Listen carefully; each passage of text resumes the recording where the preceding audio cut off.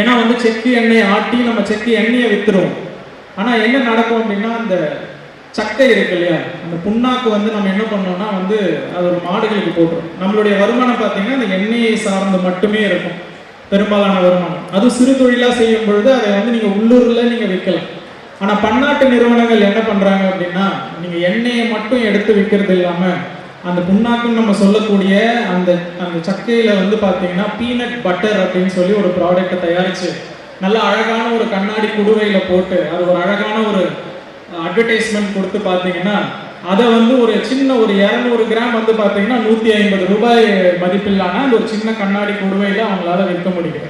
So சந்தைப்படுத்துதல் அப்படிங்கிறது வந்து ரொம்ப ரொம்ப முக்கியம். இங்கே இருக்கக்கூடிய சுய உதவி குழுக்கள் பார்த்தீங்கன்னா ஒரு வருடத்திற்கு வந்து எவ்வளோ டேர்ன் ஓவர் பண்ணுறீங்க அப்படின்னு பார்த்தீங்கன்னா 30 to 35 லட்சம் வரைக்கும் நம்ம டேர்ன் ஓவர் பிஸ்னஸில் டேர்ன் ஓவர் பண்ணக்கூடிய சுய உதவி குழுக்கள் நம்முடைய